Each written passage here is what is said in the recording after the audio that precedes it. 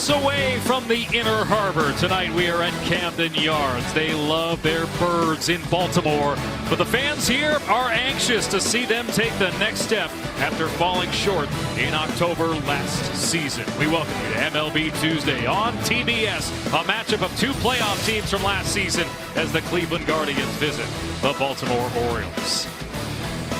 And it's great to be with you once again. Alex Faust and Jeff Francoeur here with you. This Cleveland team coming off a division title, a trip to the ALCS under first-year manager Stephen Vogt. So I guess the question is, what do they have for an encore? You know, we were there last year for that whole ALCS, and they were 3 games away, outs away from getting to the World Series. And, you know, they lost a few key pieces this year. Guys moving on. Cleveland's used to that. Guys come, guys go. But one constant is Jose Ramirez in the middle of this lineup. He's the one guy that signed the long-term deal, wanted to be there, the richest contract in Cleveland history, and all he does is hit from both sides of the plate and continues. Had a multi-home run game earlier in LA, and as you can see, was able to kind of get them moving. They got off to a slow start, but had a really nice homestand at home and turned it around. And for them, Stephen Vogt said, if we keep going in that direction, we should be back atop the AL Central. Yeah, Cleveland looking for a third straight series win coming into the day. Now, for the Orioles, it was a little bit more of subtraction than addition this offseason. They seem to be betting on themselves and this young core to get them to the next level. Oh, there's no doubt about it. They are putting a lot of pressure on these young players, young great players though, Alex. And these guys have the ability. You talk about Holiday, you talk about Henderson, Calzer, who's out right now, Mullins. I mean, this group right here can bang, of course, Adley Rutschman. So they're counting on them to continue to take steps forward. It hasn't worked yet quite this year, but as Brandon Hyde told us, man, these guys can hit. They know how to play. They have speed and power, and he's looking for them to bounce back. They have yet to win a series this year. They've yet to win back-to-back games, and a big question mark for them is pitching. You see that last in baseball in starters ERA. Remember, Corbin Burns moved on in free agency. They have Charlie Morton going for them here tonight, hoping that can spark a bit of a turnaround. Charlie Morton's known as a slow starter. They're hoping he can get going. He was a big piece they brought in to fill in for Burns. And so as you can see, he has been tons of experience. They need him to get going for them to go in the right direction. The Orioles and Guardians have been two of the best teams in the American League the last few years. They hope both of them will go deeper in October this season. We'll have first pitch from Baltimore on this Jackie Robinson Day across baseball when we come back on TBS.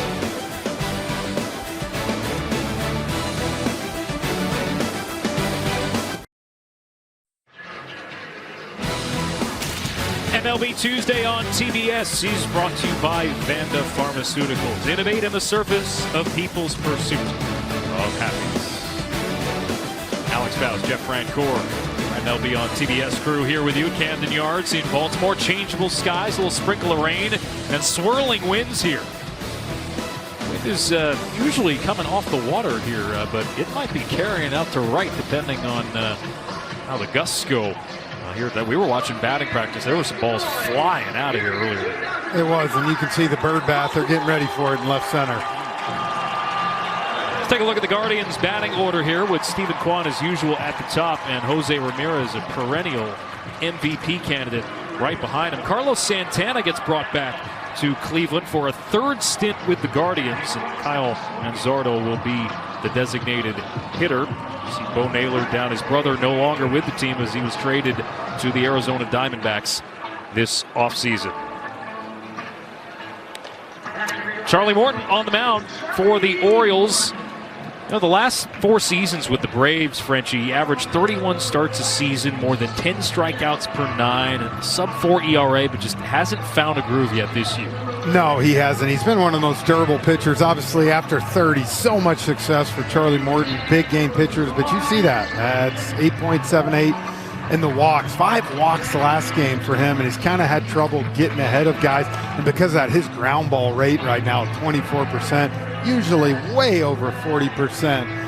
So looking for him to get going in the right direction. Of course, Gary Sanchez getting the start behind home plate tonight. Of course, Westbrook at third, Henderson at short, Mateo at second, and Ryan Mountcastle over at first base. And in the outfield, you got Ramon Laureano in left field, Cedric Mullins in center field, and of course Tyler O'Neill off to a nice start this year in right field, the Gold Glover.